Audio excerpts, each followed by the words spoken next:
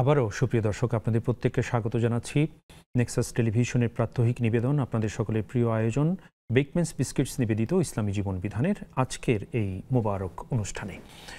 আমাদের সাথে রয়েছেন ফদিলাতুল উস্তাজ মুফতি আব্দুস সালাম হাফিজাহুল্লাহ। শাইখকে আবারও মোবারকবাদ এবং কৃতজ্ঞতা। আলহামদুলিল্লাহ শাইখ, আমরা প্রশ্ন উত্তর নিচ্ছি আপনার কাছ থেকে। বেশ কিছু প্রশ্ন জমা হয়েছে। এবার যে প্রশ্নটি রয়েছে সেটি হলো, আমাদের এক বোন জানতে চেয়েছেন যে ওনার বাবা হজের জন্য 2.5 লাখ টাকা জমা দিয়েছিলেন, কিন্তু তিনি ইন্তেকাল করায় আর হজে যেতে পারেননি। তো সেই টাকাটা তার ইন্তেকালের পরে ফেরত পেয়েছেন। এখন কি করণীয়, এই টাকাটা কি করবেন? তিনি উল্লেখ করছিলেন যে মসজিদ মাদ্রাসায় দান করে দেবেন নাকি অন্য কাউকে দিয়ে তার বদলি হজ করাবেন। বাবা যেহেতু হজের নিয়তের জন্য টাকা জমা দিয়েছিলেন এবং হজের কথা তিনি মুখে উল্লেখও করেছেন, নাইলে আর জমা দেওয়ার অর্থ হয় না। তো এখন এমনিতে যদি তার সামর্থ্য অনুযায়ী তিনি হজের প্রসঙ্গে টাকাটা জমা দেন, তাহলে তো তার উপর হজ ফরজই ছিল। আর যদি ফরজও না থাকে যে তিনি এই টাকাটা উঠায় যে কোনোভাবে যাবেন, তাহলে এটা মান্যত হয়ে গেছে তার উপর। যে কোনো উপায় হয় ফরজ হিসেবে, না হয় যে তিনি নিজের উপর লাজিম করে নিয়েছেন মান্যত করার কারণে এই হজটা এখন তার উপর কর্তব্য হয়ে রয়েছে। যেহেতু তিনি ইন্তেকাল করে গেছেন, তাহলে হাজ্জা আনহু গায়রুহু, তার পক্ষ থেকে আরেকজন বদলি হজ করে দেবেন। এটা যদি তার টাকা না কোলায়, তাহলে সম্ভব হলে ওয়ারিসদের টাকা দিয়ে কিছু যোগ হবে, আর যদি সম্ভব না হয় তাহলে জরুরি না। তার টাকা দিয়ে যদি কাউকে পাঠিয়ে তার পক্ষে হজ করা সম্ভব হয়, তাহলে হজ করতে হবে, এটা অন্য ক্ষেত্রে ব্যয় করা যাবে না। আচ্ছা শাইখ, একটা জিনিস একটু মনে পড়ছে, উনি বোধহয় বলছিলেন এইভাবে যে ওনাদের টাকাটা একটা দান করা হয়ে গেছে মসজিদ মাদ্রাসায়, সেই টাকাটা তারা দান করে দিয়েছে। সেটা যদি করা হয়ে যেয়ে থাকে তাহলে তার কোনো কথা নেই।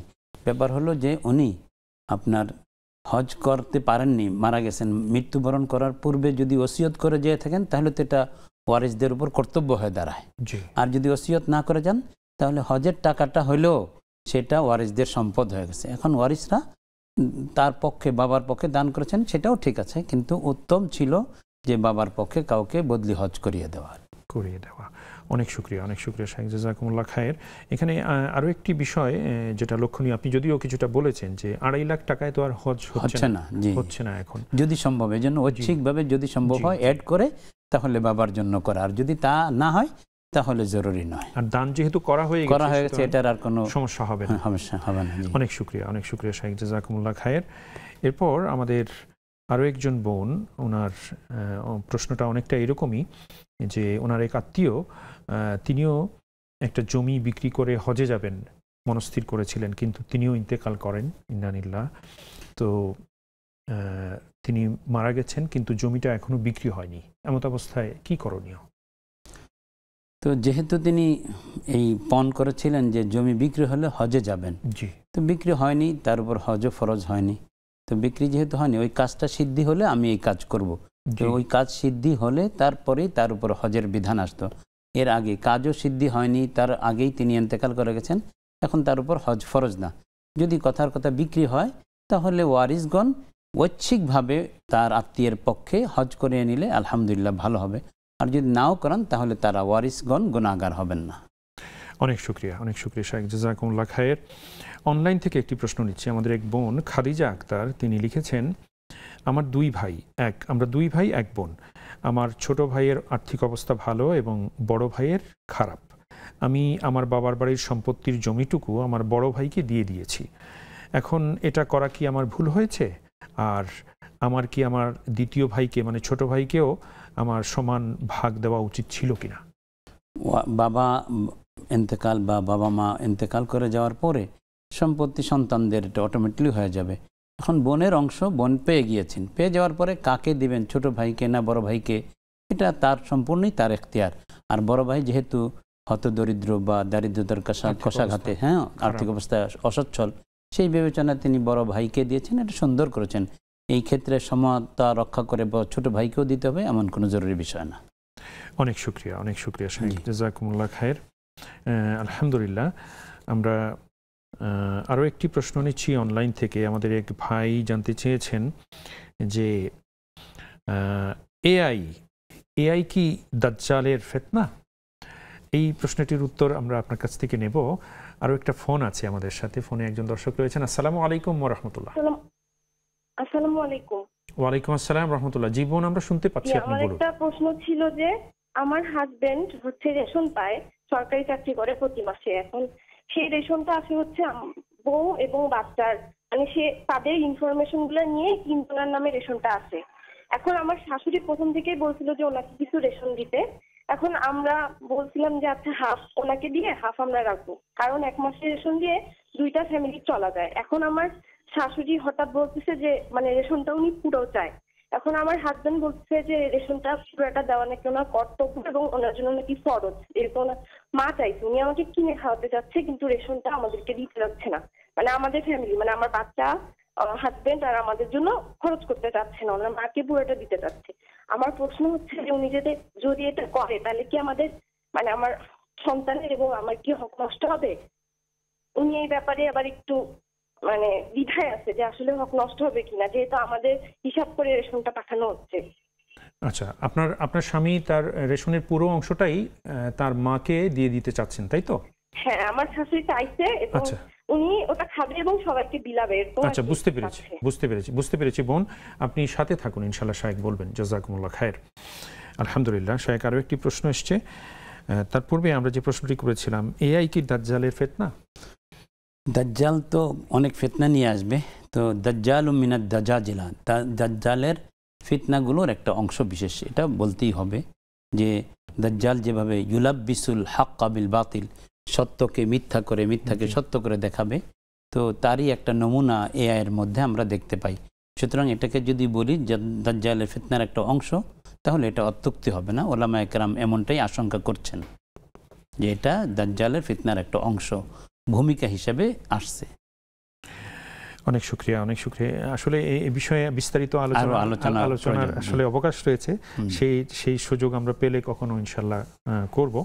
জাযাকুমুল্লাহ খায়ের। শায়েখ, আমাদের এক বোন এইমাত্র যে প্রশ্নটি করলেন যে ওনার স্বামী চাকরি করেন, সরকারি চাকরি করেন, সেখানে তিনি রেশন পান এবং তিনি এবং তার বাচ্চারা রয়েছেন, তিনি তার সন্তান, স্ত্রী সন্তান রয়েছেন এবং তার মা রয়েছেন। তো তিনি তার প্রাপ্ত রেশনটাকে তিনি অর্ধেক দিয়ে দিতেন তার মাকে।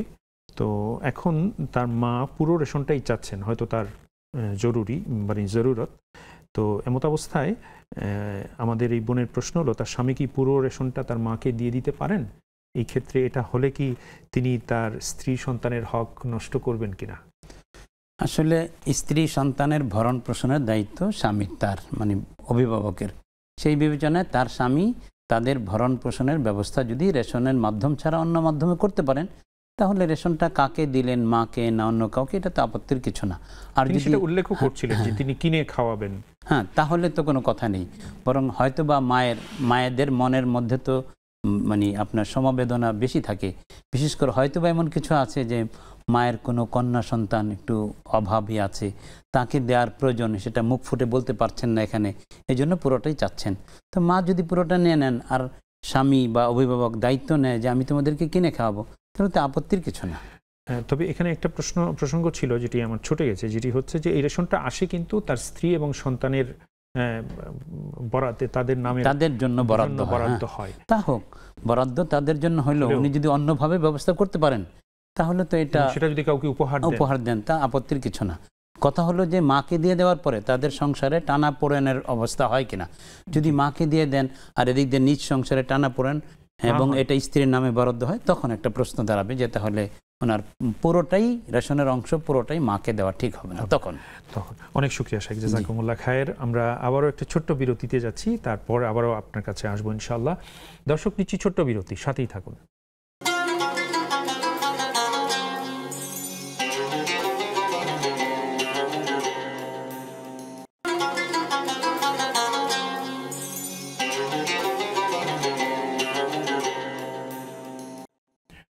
সুপ্রিয় দর্শক, বিরতির পর আবারও আপনাদের প্রত্যেককে স্বাগত জানাচ্ছি আপনাদের সকলের প্রিয় আয়োজন নেক্সাস টেলিভিশনের প্রাত্যহিক পরিবেশনা বেকম্যানস বিস্কিটস নিবেদিত ইসলামী জীবন বিধানের আজকের অনুষ্ঠানে।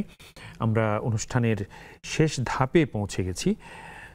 আমরা আমাদের সাথে রয়েছেন ফজিলাতুল উস্তাজ মুফতি আব্দুস সালাম হাফিজাহুল্লাহ। আমরা শাইখের কাছ থেকে বাকি সময়টা ইনশাআল্লাহ তাআলা আপনাদের প্রশ্ন উত্তরে যাব। এই মুহূর্তে আমাদের সাথে একজন দর্শক রয়েছেন ফোনে। আসসালামু আলাইকুম ওয়া রাহমাতুল্লাহ। দর্শক কথা বলুন। আসসালামু আলাইকুম। হ্যালো, আসসালামু আলাইকুম।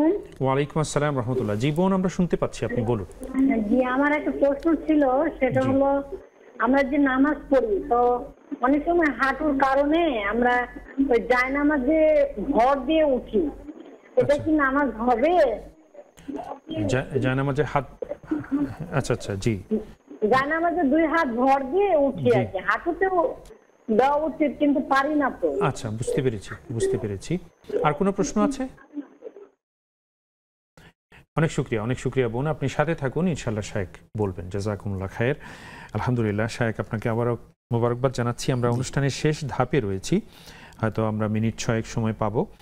আমাদের এই বোন যে প্রশ্নটি করলেন যে তিনি সালাতের হাঁটুর ব্যথার কারণে সালাতে জায়নামাজে মানে ফ্লোরে তিনি হাত রেখে ভর দিয়ে তারপরে দাঁড়াতে হয়, তো এটি ঠিক আছে কিনা, কোনো সমস্যা আছে কিনা? আসলে সুস্থ সবল যার শারীরিক কোনো অসুবিধে নেই, তাদের ক্ষেত্রে যদি ওঠার সময় সিজদা থেকে ওঠার সময় যদি আপনার হাতের আঙ্গুলের উপর বা হাতের উপর ভর দিয়ে ওঠে তাহলে এটা মাকরুহ হয়।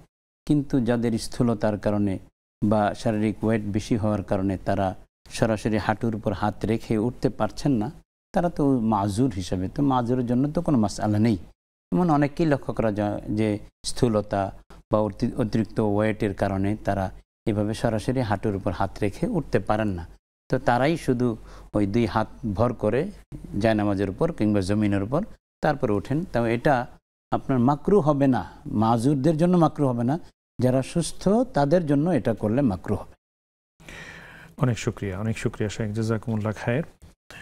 আলহামদুলিল্লাহ শাইখ, আমরা আবারও একটু আমাদের আজকের টপিকে একটু ফিরি। আমরা যে বিষয়টি বলছিলাম যে কোনো কষ্ট ক্লেশ, বিশেষ করে এই যে গরমের তীব্রতাটা চলছে এই সময়ে আমাদের যে গুনাহ মাফের যে অবারিত সুযোগ রয়েছে এবং এখানে অন্যের উপকারে আসার একটা বিশাল অপরচুনিটি, আমরা অন্যের জন্য, নিজের স্বস্তির জন্য তো আমরা চেষ্টা করবই, কিন্তু অন্যের জন্য আমরা কিভাবে কাজ করতে পারি এবং সেখান থেকে আমরা কিভাবে ফায়দা হাসিল করতে পারি?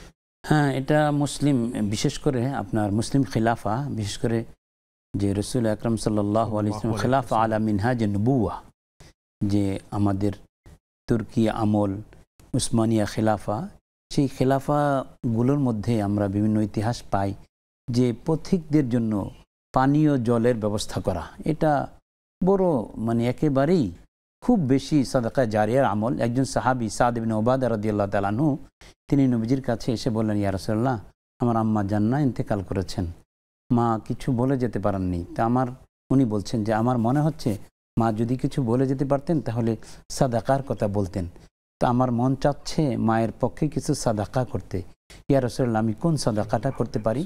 নবীজি সাল্লাল্লাহু আলাইহি ওয়াসাল্লাম বললেন যে তৎকালীন সময় যেহেতু মানুষের সুপেয় পানির খুব অভাব ছিল, এজন্য নবীজি বললেন তুমি একটা কুয়ো ইন্দিরা, যে দূর থেকে পানি তুলে মানুষ পান করতো, যে একটা কুয়া খুদে দাও, এটা ওয়াকফ করে দাও। তো তিনি তাই করলেন। এই থেকে আপনার সাহাবায়ে কেরাম উলামাদের মধ্যে এই কথা সর্বজন বিদিত যে এই জাতীয় সাদাকা জারিয়ার আমলগুলো করলে আল্লাহ তাআলা বান্দার গুনাহ মাফ করে থাকেন, এটা হাদিস দ্বারা প্রমাণিত হলো। তাছাড়া হাদিসের মধ্যে এও আছে যে ইদা মাতাল ইনসান ইনকাতা আমালুহু ইল্লা মিন সালাসা সাদাকাতিন জারিয়াতিন আও ইলমিন ইউনতাফু বিহি আও ওয়ালাদিন সালিহিন ইয়াদউ লাহু, মানুষ মারা গেলে তার আমল সবকিছুই বন্ধ হয়ে যায়, কিন্তু সাদাকা জারিয়ার আমলের সওয়াব তার আমল নামে চালু থাকে, নেক সন্তান দোয়া করলে চালু থাকে, এবং দ্বীনি ইলম শিখিয়ে গেলে এটার সওয়াবও তিনি পেতে থাকেন। ইন্না মিম্মা ইয়ালহাকুল মুমিনা বা'দা মাউতি ইলমান আল্লামাহু মুসহাফান ওয়ারাসাহু মসজিদান বানাহু আও বাইতান লিবনি সাবিলি বানাহু নাহরান আজরাহু সাদাকাতান আখরাজা ফি হায়াতিহি তালহাকুহু বা'দা মামাতিহি। এখানে মানুষের ইন্তেকালের পরে নবীজি 6টি নেক আমলের কথা বলেছেন যেগুলো তার সাথে যুক্ত হয়। ইলমান আল্লামাহু, ইলম শিখাই গেলে, মুসহাফান ওয়ারাসাহু, দ্বীনি কিতাব কোরআনে কারীম একজন অভাবী মানুষ পড়তে পারছে না, একটা ছাত্র, আমি তাকে কোরআনে কারীম কিতাব কিনে দিলাম, সেটা মুখস্থ করে ফেললো, তো যতবার পড়বে সওয়াবের একটা অংশ আমি পাবো। সুবহানাল্লাহ, সুবহানাল্লাহ। আও সাদাকাতান, এরপরে মসজিদান বানাহু, যে মসজিদ নির্মাণ করে দিয়ে গেল, তো নির্মাণের মানে এই না পুরোটাই আমাকে দিতে হবে, এর মধ্যে শরিক থাকলো সে, যদি সম্ভব হয় পুরোটাই দিলাম, আর সম্ভব না হলে যেইটুকুন অংশ আমার পক্ষে সম্ভব এইটুকুন অংশে আমি পার্টিসিপেশন করলাম। তাহলে এটার দ্বারাও আল্লাহ তাআলা ওই যারা নামাজ আদায় করবেন, সালাত আদায় করবেন, ইবাদত করবেন, তাদের একটা সওয়াব আমিও পেয়ে যাব। ইনশাআল্লাহ। আও নাহরান আজরাহু, অথবা পানির ব্যবস্থা করে গেলেন, একটা টিউবওয়েল দিয়ে গেলেন, গ্রাম দেশে 7 গ্রামে একটা টিউবওয়েল নেই, তো আমি একটা টিউবওয়েল দিলাম, সবাই দূর দূরান্ত থেকে এই টিউবওয়েলের পানি চেপে তাদের প্রয়োজনগুলো মেটালো। তাহলে হাদিসের মধ্যে আছে মান সাকা মুসলিমান সাকাহুল্লাহ ইয়াউমাল কিয়ামা মিন হাউজি, যে কোনো মুসলমান তৃষ্ণার্ত ব্যক্তির পানির পিপাসা নিবারণ করলো, আল্লাহ পাক রব্বুল আলামিন কাল কিয়ামতে তাকে আমার হাতের হাউজে কাউসারের পানি পান করাবে। সুবহানাল্লাহ। তাহলে এই সুন্দর কথা। আও নাহরান আজরাহু আও সাদাকাতান আখরাজাহা ফি হায়াতি তালাকু বাদা মামিন, দান খয়রাত করে গেলে এটা তিনি যখন চলে যাবেন দান খয়রাত হবে না, কিন্তু কিয়ামত পর্যন্ত সেই সমপরিমাণ দানের সওয়াব তার আমলনামে চলতে থাকবে। এই জন্য এই পানীয় জলের ব্যবস্থা করা, একটু কোল্ড ওয়াটারের ব্যবস্থা করা, এই যে আমি অল্প খরচেই কিন্তু আমরা এটা খুব সহজে করতে পারি, এটার জন্য খুব বেশি ব্যয়েরও প্রয়োজন হয় না। ইচ্ছা, আমার সদিচ্ছাটাই হলো মূল কথা, যে মানুষ যাচ্ছে রিক্সাওয়ালা ভাই, সে একটা মিনারেল ওয়াটার 20 টাকা দিয়ে কিনে খেতে পারছে না, তার জন্য আমি একটা ওই রকম ব্যবস্থা করলে সেখানে ড্রিঙ্কিং ওয়াটার, বাস আলহামদুলিল্লাহ, এটার দ্বারা তিনি সাদাকা জারিয়ার সওয়াব হবেন আর গুনাহ মাফ হইতে থাকবে। প্রচণ্ড গরমের মধ্যে এটা একজনের হাদিসের মধ্যে আছে যে মানুষের হৃদয়ে আপনার আনন্দ দেওয়া এর চাইতে বড় ইবাদত আর কিছু নেই। সুবহানাল্লাহ। তারপর খাওয়ানো, এই যে এখন রাস্তাঘাটে চতুর্দিকে ফলমূলের অভাব, ফলমূল, হ্যাঁ, এই যে আমি কিছু ফল কিনে গরিব মানুষকে বিলিয়ে দিলাম, কেউ জানলো না, হ্যাঁ, যে আল্লাহ জানলেন যে আল্লাহ তুমি সামর্থ্য দিয়েছো, এই ফল ফলাদি আমি তো খাই, কিন্তু যে ভাইরা দিন আনে দিন খায়, নুন আনতে পান্তে ফোরা, তাহলে তাদের আমি কিছু কিনে দিলাম, আল্লাহ এটা আমার জন্য জারিয়ায়ে নাজাত করে দেব। এই জাতীয় আমলগুলো আমাদের গুনাহ মাফের কারণ হইতে পারে। আল্লাহ তাআলা তৌফিক এনায়েত করুন। আমিন। শাইখ, আপনাকে আবারও অশেষ মোবারকবাদ এবং কৃতজ্ঞতা। আজ আমাদের এখানেই ছাড়তে হচ্ছে। জাযাকুমুল্লাহ খায়ের। আলহামদুলিল্লাহ। প্রিয় দর্শক, আজ এখানেই আমরা ইতি টানছি। শাইখের মাধ্যমে যতগুলো বিষয়ে আমরা জ্ঞান লাভ করলাম, আল্লাহ তাআলার কাছে প্রার্থনা করছি রব্বে কারীম যেন প্রত্যেকটি বিষয় আমাদেরকে যথাযথভাবে আমল করার তৌফিক এনায়েত করেন। আমিন। আপনাদেরকে আগামীকালের অনুষ্ঠান দেখার সাদর আমন্ত্রণ জানিয়ে আল্লাহ হাফেজ, ওয়াসসালামু আলাইকুম ওয়া রাহমাতুল্লাহি ওয়া বারাকাতুহু।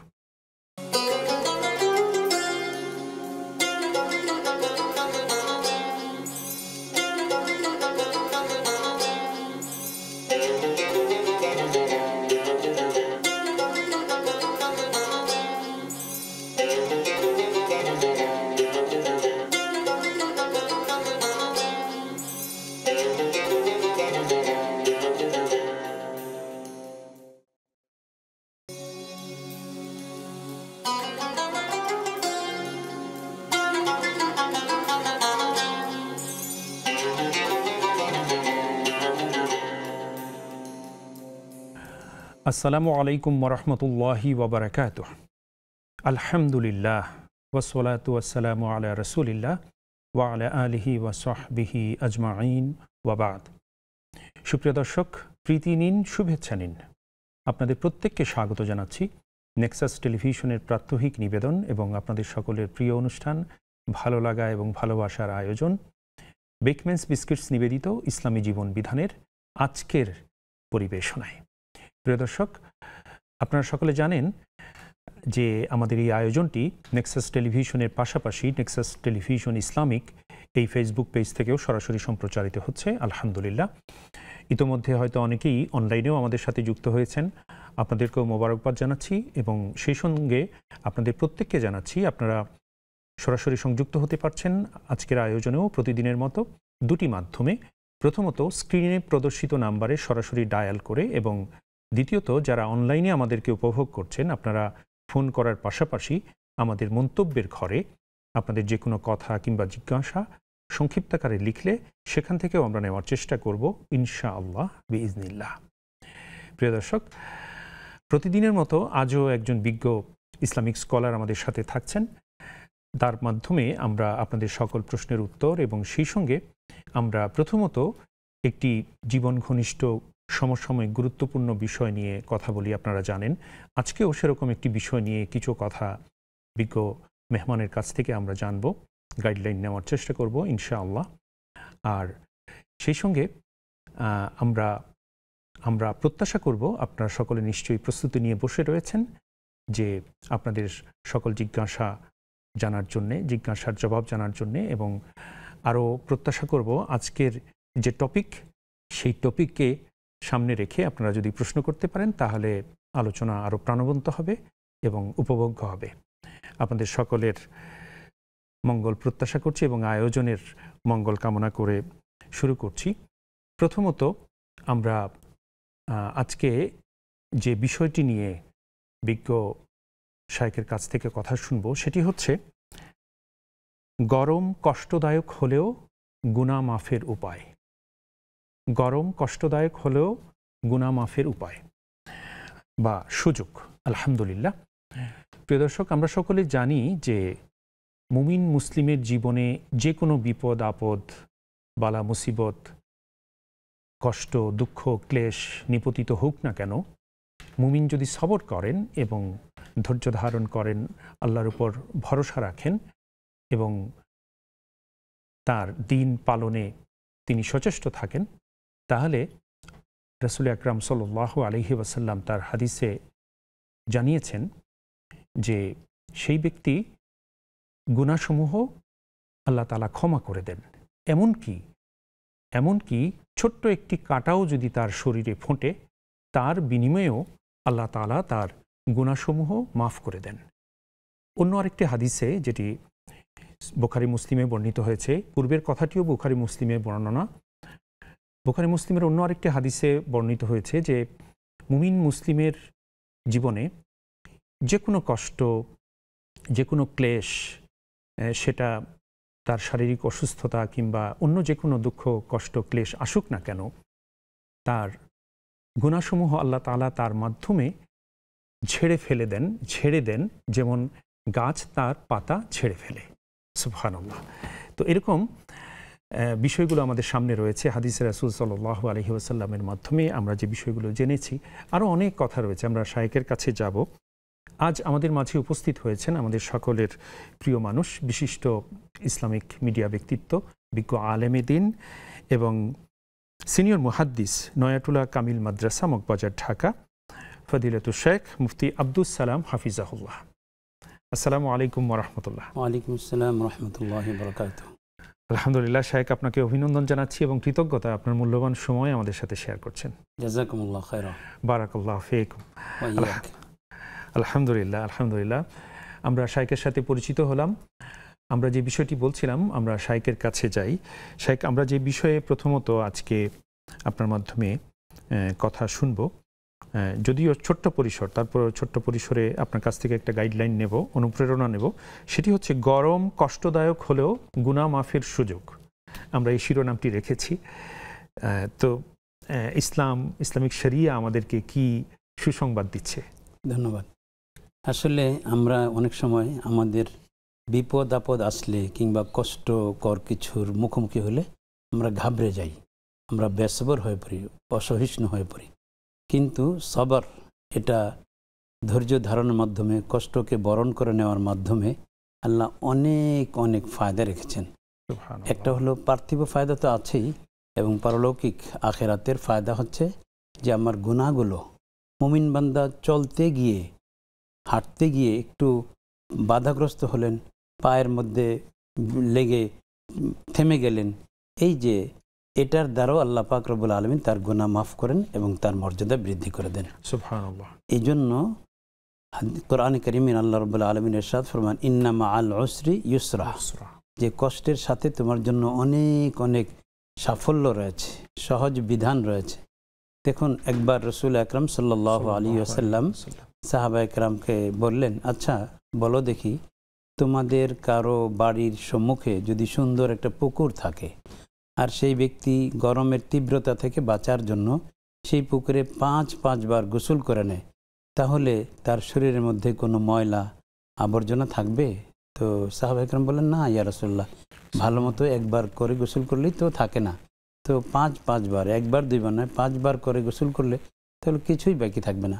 নবীজি সাল্লাল্লাহু আলাইহি ওয়াসাল্লাম ইরশাদ করেন, কাযালিকা মাসালু সালাওয়াতিল খামস, ঠিক তেমনিভাবে মুমিন বান্দা যত ঝড় বৃষ্টি তুফান রোদ সব কিছু মারিয়ে উপেক্ষা করে যখন আল্লাহর ঘরে যায় এবং সালাত আদায় করে, আল্লাহ পাক রব্বুল আলামিন এই প্রতি সালাতের বিনিময়ে তার জিন্দিগির গুনাহগুলো এভাবে মাফ করে দেন। আমি দেখি যে অনেক আমাদের শহরে তো আলহামদুলিল্লাহ অনেক মসজিদের মধ্যে এসির সুন্দর ব্যবস্থাপনা আছে, কিন্তু গাঁও গ্রামে যেখানে দেয়াল নেই অথচ টিনের উপরেও টিন, চারপাশে টিন এবং ভ্যাপসা গরম, তখন তাদের কি দশা হয়। সেই জন্য হাদিসের মধ্যে রয়েছে, রাসূল সাল্লাল্লাহু আলাইহি ওয়াসাল্লাম ইরশাদ করেছেন, আজরুকুম আলা কদরি নুসুবিকুম, তোমাদের ইবাদত করতে গিয়ে যতটা কষ্ট হয় পরিশ্রম হয় সেই অনুপাতে তোমাদেরকে প্রতিদান এবং সওয়াব দেওয়া হবে।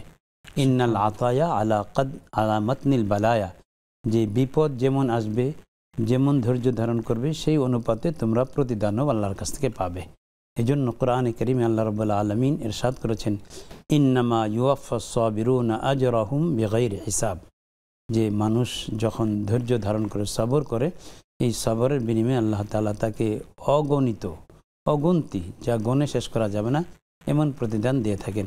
হাদিসের মধ্যে এও আছে যে কিছু লোক যখন, আমরা যেমন বিদেশ থেকে আসার সময় যারা রেড সিগন্যাল আর গ্রিন চ্যানেল, যারা গ্রিন চ্যানেল দিয়ে পার হয়ে যায় বাস আসে আর যায়, অন্যরা তাকিয়ে থাকে যে আমাদের পাসপোর্টের হিসাব দিতে হচ্ছে, মালামালের হিসাব দিতে হচ্ছে, আর এরা এমনিতেই পার হয়ে গেল। এরা কারা? তো কিয়ামতে আল্লাহর কাছেও এমন কিছু লোক ডাইরেক্ট চলে যাবে জান্নাতে। এদেরকে দেখে অন্যরা ঈর্ষা করবে যে ওনারা কারা, যেভাবে কোনো রকম বাধাহীন, ওয়াকিফুহুম ইন্নাহুম মাসউলুন, যে তাদেরকে থামাও, তাদেরকে জিজ্ঞাসাবাদ করা হবে, এইসবের কোনো কিছুর মুখোমুখি না হয়ে এরা ডাইরেক্ট সরাসরি জান্নাতে চলে গেল, এরা কারা? তখন আল্লাহর পক্ষ থেকে বলা হবে যে ইন্নামা ইউওয়াফাস সাবিরুনা আজরাহুম বিগাইরি হিসাব।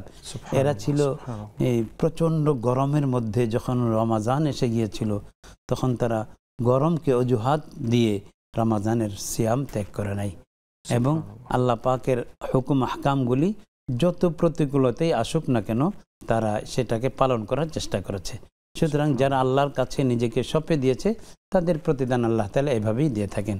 তখন অন্যরা চুপ হয়ে যাবে যে আসলেই তো তাই, এই আমরা হয়তোবা একটু বৃষ্টি হচ্ছে, প্রচণ্ড গরম, ভাল লাগছে না, এই অজুহাতে মসজিদের জামাত থেকে বিরত থাকি, সালাতে যাই না, আমি সালাত কাজা করে ফেলি। তো আর আল্লাহর বান্দা অনেকে আছেন যে তাতাজাফা জুনুবহুম আনিল মাদাজি ইয়াদউনা রাব্বাহুম খাওফান ওয়া তামআ, যে তাদের বিছানা থেকে শরীর আলাদা থাকে, আল্লাহর ভয়ে, আল্লাহর কাছে জান্নাত লাভের প্রত্যাশায় তারা নামাজ সালাত আদায় করে চলে। তো তারা আর আমি কি এক হব? এজন্য আল্লাহ রাব্বুল আলামিন সুন্দর করে বলেছেন যে ইন্না মাআল উসরি ইউসরা, ফা ইন্না মাআল উসরি, কথাটাকে দুইবার বলছেন, ইন্না মাআল উসরি ইউসরা, ফা ইন্না মাআল উসরি ইউসরা, যে তুমি কষ্টের মুখোমুখি হচ্ছ তাতে আপত্তির কিছু নেই, আমি তোমার জন্য সহজীকরণ বিধানের ব্যবস্থা রেখেছি। এবং বুজুর্গানে দিন বলেন যে ইদাস্তাদ্দাত বিকাল বালবা ফাফাক্কির ফি আলাম নাশরাহ, যে যখন তোমার বিপদ ক্রমাগত আসতেই থাকে তখন আলাম নাশরাহ সূরার মধ্যে পর্যবেক্ষণ করো, তাকাও যে সেখানে আল্লাহ ফা ইউসরুন বাইনা উসরাইনি, যে কঠিন এরপরে আল্লাহ সহজ করবেন বলে আল্লাহ প্রতিশ্রুতি দিয়েছেন। লা ওয়াদুন লা খুলফা ফিহি, আল্লাহর ওয়াদার মধ্যে কোনো রকমের ব্যত্যয় ঘটে না, আল্লাহ ওয়াদা খিলাফ করেন না। ইন্নাল্লাহা লা ইখলিফুল মিয়াদ, সুতরাং আল্লাহ যেখানে আমার আপনার জন্য এই সুন্দর ব্যবস্থাপনা করেছেন যে গরমে দেখুন, শীতকালেও আল্লাহর নিয়ামত ছাড়া তো আমরা কখনোই বাঁচতে পারি না। ওয়া ইন তাউদ্দু নি'মাতাল্লাহি লা তুহসুহা, যে তুমি ওমা বিকুম মিন নি'মাতিন ফামিনাল্লাহ, তোমার প্রতি যে নিয়ামত আছে এগুলো আল্লাহর পক্ষ থেকে দেওয়া, আর যেই নিয়ামতগুলো দিয়েছেন তুমি গণে শেষ করতে পারবে না। শীতকালেও আল্লাহর নিয়ামত আমরা ভোগ করে চলেছি, কিন্তু গরমের মধ্যে দেখুন রকমারি ফল ফলাদি, কিন্তু এর সমাহারের আয়োজন গরমের মধ্যেই চলে। এই আম, কাঁঠাল, লিচু ইত্যাদি ফল, এই যে সিজনটা, এখন কোন ফলটা আপনি বাজারে পাবেন না? ভরপুর। সুতরাং আমার এই পরিবেশ একটু হট হচ্ছে বটে, কিন্তু আল্লাহ তো এর মাধ্যমে আমাকে কত সুন্দর সুন্দর ফল ফলাদির ব্যবস্থা করেছেন। শেখ ফিরবো আবার আপনার কাছে, আমাদের সাথে দর্শক আছেন অনেকক্ষণ। আসসালামু আলাইকুম ওয়া রাহমাতুল্লাহ। দর্শক কথা বলুন। জি হুজুর আসসালামু আলাইকুম হুজুর। ওয়ালাইকুম আসসালাম রহমতুল্লাহ। জি মোহতারাম, আমরা শুনতে পাচ্ছি, বলুন প্লিজ। জি হুজুর, মাসুম কুমিল্লা ধর্মপুর থেকে। মাশাআল্লাহ। জি হুজুর, মাসুম আমার ভাই। তিনটি প্রশ্ন। প্রথম প্রশ্নটি হলো যে 4 রাকাত ফরজ নামাজের প্রথম, দ্বিতীয়, তৃতীয়, চতুর্থ রাকাতে কি কি সূরা মিলাতে হবে 4 রাকাত নামাজে? আর আচ্ছা। দ্বিতীয় প্রশ্ন হলো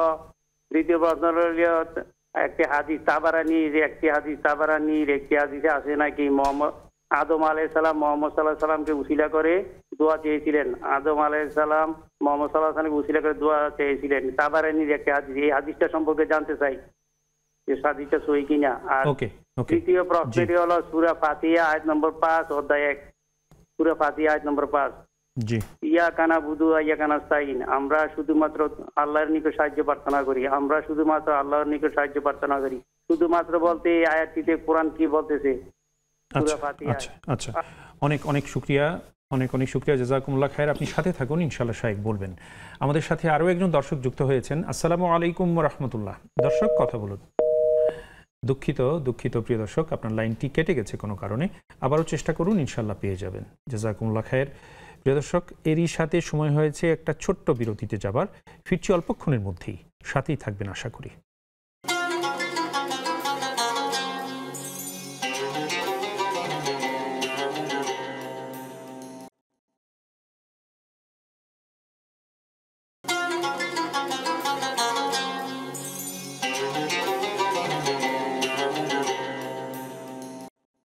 সুপ্রিয় দর্শক, বিরতির পর আপনাদের প্রত্যেককে আরও একবার স্বাগত জানাচ্ছি আপনাদের সকলের প্রিয় আয়োজন নেক্সাস টেলিভিশনের প্রাত্যহিক নিবেদন বেকম্যানস বিস্কিটস নিবেদিত ইসলামী জীবন বিধানের আজকের এই মোবারক পরিবেশনায়। প্রিয় দর্শক, আমাদের সাথে আজ রয়েছেন ফদিলাতুল শেখ মুফতি আব্দুস সালাম হাফিজাহুল্লাহ। আমরা শাইখের কাছে আবারও যাচ্ছি। শাইখ, আপনাকে আবারও মোবারকবাদ এবং কৃতজ্ঞতা জানাচ্ছি। আলহামদুলিল্লাহ, শুকরান হাবিবি। আপনার কাছ থেকে আমরা মূল্যবান কথা শুনছিলাম যে আমরা আমাদের গুনাহগুলো কিভাবে কি কি সুযোগে মাফ করাতে পারি। তো তার একটি অন্যতম একটা অনুষঙ্গ এখন আমাদের মধ্যে চলছে যে গরমকাল, এবং যদিও আসলে টানা বৃষ্টিপাত গেছে এবং বৃষ্টির কিছুটা নিয়ন্ত্রণে এসছে, অনেকটা কমেছে, এরই ফাঁকে আবার গরমের তীব্রতা বেড়ে যাচ্ছে এবং ভ্যাপসা গরমে জনজীবন অনেকটা অতিষ্ঠ হয়ে আছে। তো এমত অবস্থায় আপনি খুব সুন্দর করে আমাদেরকে বলেছেন, ইনশাআল্লাহ আমরা এর আলোকে চেষ্টা করব, সেই চেষ্টায় নিয়োজিত থাকবো। আল্লাহ তাআলা আমাদের সকলকে তৌফিক এনায়েত করুন, আমিন। শাইখ, আপনি অনুমতি দিলে আমরা প্রশ্ন উত্তরে জি জি জি। যে আমাদের এক ভাই যিনি ফোনে 3টি প্রসঙ্গ নিয়ে এসছেন। প্রথম প্রসঙ্গটি ছিল যে ফরজ সালাতে উনি সূরা মিলানোর বিষয়টি জানতে চেয়েছেন, মানে সুন্নাহ পদ্ধতিটা কি, নির্দেশনা কি রয়েছে। ফরজ সালাতের মধ্যে প্রথম 2 রাকাতে সূরা ফাতিহা এবং অন্য সূরা মিলাইতে হয়। জি। আর শেষ 2 রাকাতে অথবা শেষ 1 রাকাতে সেখানে শুধু সূরা ফাতিহা পাঠ করলে আলহামদুলিল্লাহ হয়ে যাবে। রাসূল আকরাম সাল্লাল্লাহু আলাইহি ওয়াসাল্লাম সালাত আদায় করার পরে তিনি ইরশাদ করেছেন, সাল্লু কামা রাআইতুমুনি উসাল্লি, আমি যেভাবে নামাজ পড়ি তোমরা আমার নামাজ দেখে তার অনুসরণ করো, ওইভাবে নামাজ আদায় করো।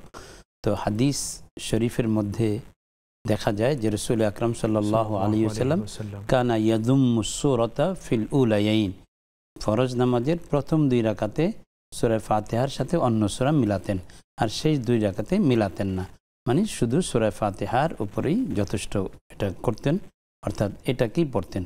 সেজন্য উলামায়ে কেরাম ফিকহের কিতাবসমূহ সকলেই একমত এই কথার উপর যে ফরজ নামাজের শুধু প্রথম 2 রাকাতে সূরা মিলাতে হবে ফাতিহার সঙ্গে, আর অন্য 2 রাকাতে শুধু ফাতিহা পড়লেই হয়ে যাবে। অনেক শুকরিয়া শাইখ, জাযাকুমুল্লাহ খায়ের। ওনার দ্বিতীয় যে প্রসঙ্গটি ছিল সেটিতে আমরা যাচ্ছি, তার পূর্বে আমরা আরও একটি ফোন রিসিভ করব। আসসালামু আলাইকুম ওয়া রাহমাতুল্লাহ। প্রিয় দর্শক কথা বলুন। আসসালামু আলাইকুম ওয়া রাহমাতুল্লাহ।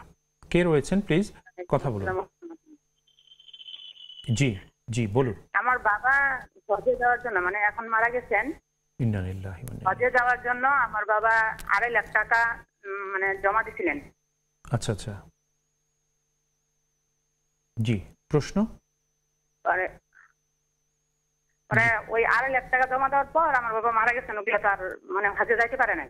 আচ্ছা, এখন ওই টাকাগুলো মনে করেন যে পরে ফেরত নিয়ে কিছু আর কি বাদ গেছে, আর এগুলা মানে ফেরত চাইছে ওই বলে মাদ্রাসায় মসজিদে ওগুলা ধ্যান দিচ্ছে, এটা ঠিক হয়েছে নাকি ওই টাকা আরো বাকিগুলা দিয়ে কাউকে দিয়ে হজ করিয়ে নেওয়াটাই উত্তম ছিল?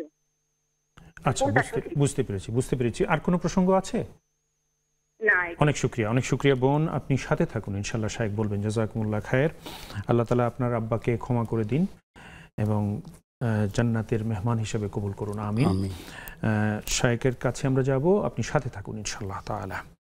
আলহামদুলিল্লাহ শায়েখ, আরও একটি প্রশ্ন পেয়েছি, আমাদের এক বোন করলেন, আমরা এই প্রশ্নে পরে যাব। তার পূর্বে আমাদের পূর্বের ভাইয়ের দ্বিতীয় যে প্রসঙ্গটি ছিল সেটি হচ্ছে আদম আলাইহিসসালাতু ওয়াসসালাম রাসূল সাল্লাল্লাহু আলাইহি ওয়াসাল্লামের উসিলা নিয়ে দোয়া করেছিলেন। তাবারানীর তিনি উদ্ধৃতি দিয়েছেন, এই প্রসঙ্গটি তিনি জানতে চেয়েছেন।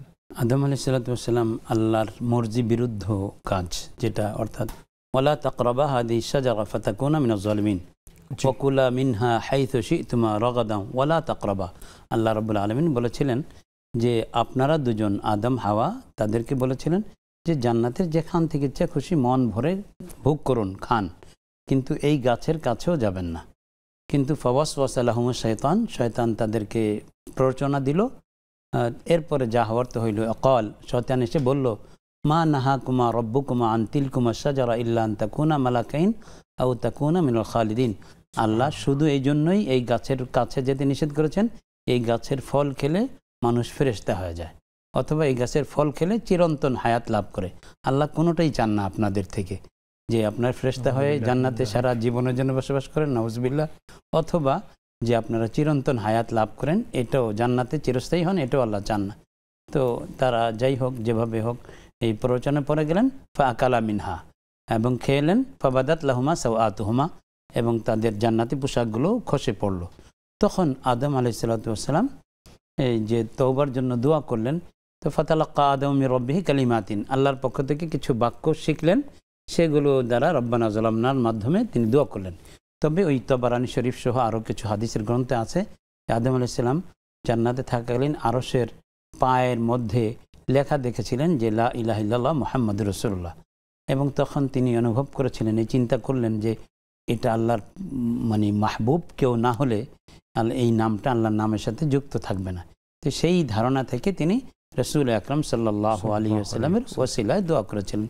তো এটা তাওয়াসসুল বিল আম্বিয়া, নবীর মাধ্যমে, যে আল্লাহ তুমি আমি তো গুনাহগার, আমার মাধ্যমে আমি সরাসরি আপনার থেকে নিয়ামত পাওয়ার উপযুক্ত ব্যক্তি নই, আল্লাহ মুরব্বী এসেছেন, তার ওসিলা তাকেও আমাকে নিয়ামতটা দান করুন।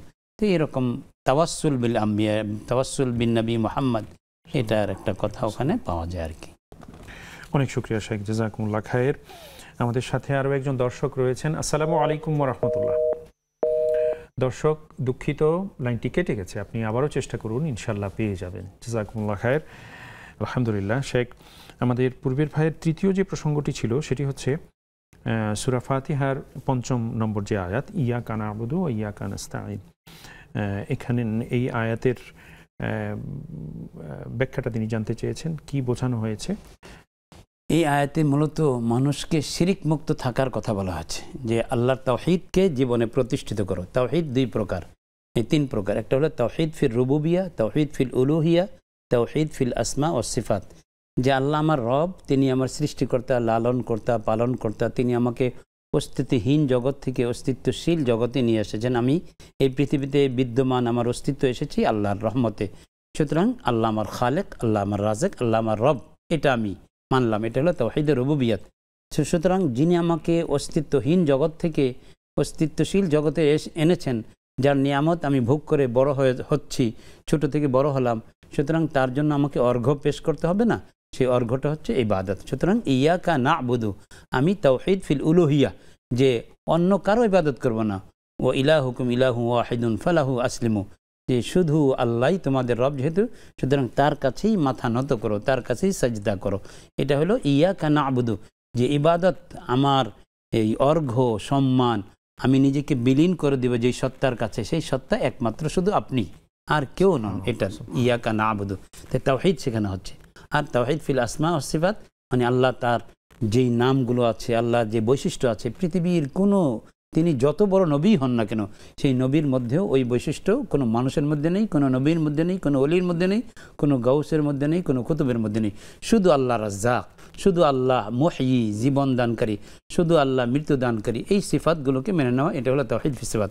এই কথার মধ্যে যে ইয়াকা না'বুদুর মাধ্যমে মূলত তাওহীদের প্রশিক্ষণ দেওয়া হচ্ছে, যে তুমি আসলে আল্লাহর হুকুমে, তো তুমি আল্লাহকে রব মানলে, তাহলে রবের জন্য তোমার মাথা নিবেদন করা উচিত। তোমার যে আমাদের শরীরের মধ্যে সবচেয়ে মেন হেডকোয়ার্টার হলো আমার মাথাটা, সুতরাং এটাই আমি যখন আল্লাহর কাছে নত করব, তাহলে আর কিছু, এটাকে বলা হয় ইবাদতকে বলা হয় গায়াতুত তাজাল্লুল, মানে চূড়ান্ত দীনতাহীনতা, একেবারে আমার আর কিছুই থাকলো না, আমি আপনার কাছে একেবারে নত দিনহীনভাবে আমি নিজেকে পেশ করলাম, কমপ্লিটলি সারেন্ডার। হ্যাঁ হ্যাঁ, কমপ্লিটলি সারেন্ডার। হ্যাঁ, সুতরাং আমি এর মাধ্যমে আমি তাওহীদে উলুহিয়াতকে স্বীকার করে নিলাম, এরপরে আল্লাহর আসমা সিফাতকে স্বীকার করে নিব।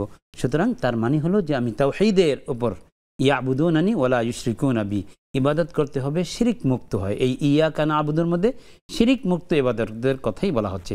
তো ইবাদত শুধু আল্লাহর জন্য নিবেদন করব, তাহলে আমার দুনিয়াবী প্রয়োজন আরেকজনের কাছে চাইব, তা হতে পারে না।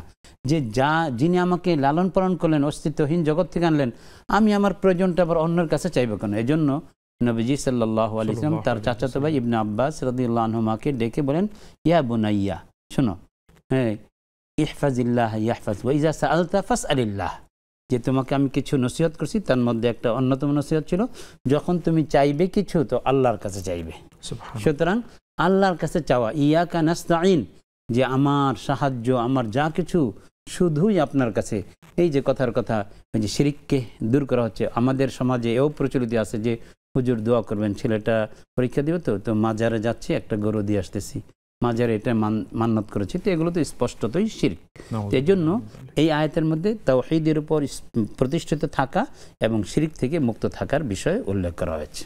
অনেক শুকরিয়া শেখ, জাযাকুমুল্লাহ খায়ের। আমাদের সাথে আরো একজন দর্শক আছেন। আসসালামু আলাইকুম ওয়া রাহমাতুল্লাহ। দর্শক কথা বলুন। ওয়ালাইকুম সালাম। জি জি বোন, আমরা শুনতে পাচ্ছি, আপনি বলুন।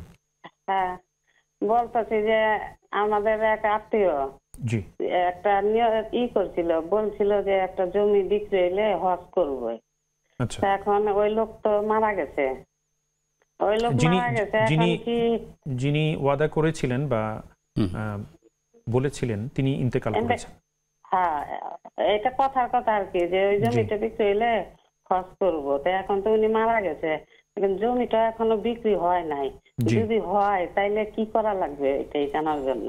আচ্ছা আচ্ছা, এই হজ করা লাগবে না তার নামের কোনো দান করে দেওয়া লাগবে কিছু? আচ্ছা আচ্ছা, অনেক অনেক শুকরিয়া, অনেক অনেক শুকরিয়া বোন, জাযাকুমুল্লাহ খায়ের। আপনি সাথে থাকুন, শায়েখ বলবেন ইনশাআল্লাহ তাআলা। প্রিয় দর্শক, আবারও সময় হয়েছে একটা ছোট্ট বিরতিতে যাবার, ফিরছি অল্পক্ষণের মধ্যেই, সাথেই থাকুন।